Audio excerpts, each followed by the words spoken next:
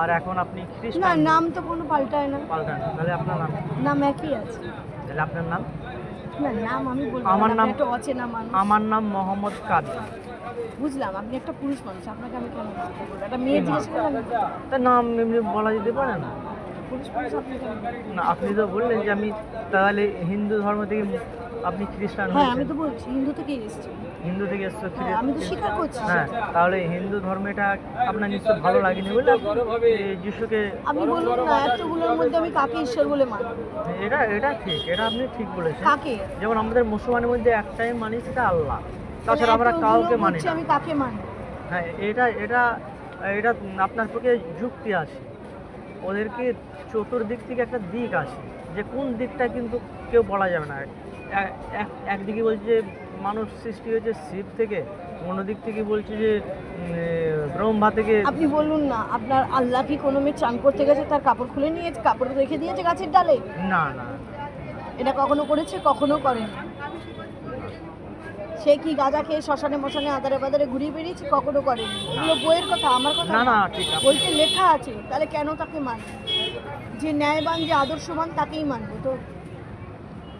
যে ন্যায় পথে চলবে তাকেই তো মানবো। অবশ্যই, যে ন্যায় থাকবে তাকে, যার সৎ চরিত্র থাকবে তাকে। হ্যাঁ। এটা এটা আপনি ঈশ্বর নিজেকে নিঃস্ব করেছে।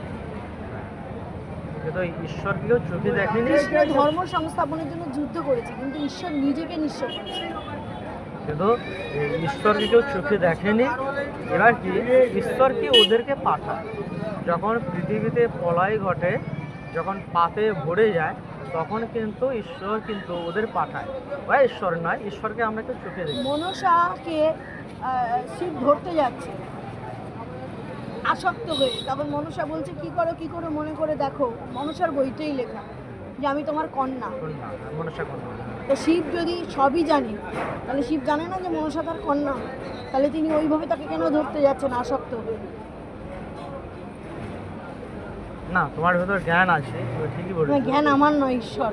হ্যাঁ, সে তো করে। আমরা কে? কেউ না। তাহলে আগে কোথায় বাড়ি ছিল আপনার?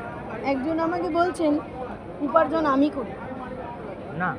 আমি তাকে বললাম, একটা মানুষ সুস্থ স্বাভাবিক হাঁটছে চলছে, পয়সা আছে, সব আছে, এরকম অনেক মানুষের হয়, হট করে স্ট্রোক হয়ে বিছনায় পড়ে গেল, মারা গেল না, বিছনায় পড়ে গেল, প্যারালাইসিস হয়ে গেল। তো সেই দিন সে উপার্জন করতে যাবে কোথা থেকে? ঈশ্বর আমাদের শক্তি দেন। সে তো অবশ্যই ঠিকই বলেছো। আমরা কেউ না, কিচ্ছু না। আজকে যার অক্সিজেন বন্ধ হয়ে যাবে, কালকে তার দুদিন। হুম, আবার ঈশ্বর চাইলে মৃতকেও জীবন দিতে পারে। জীবন দিতে পারে। আপনি আপনি যে নবীর কথা বলছেন, যে আপনার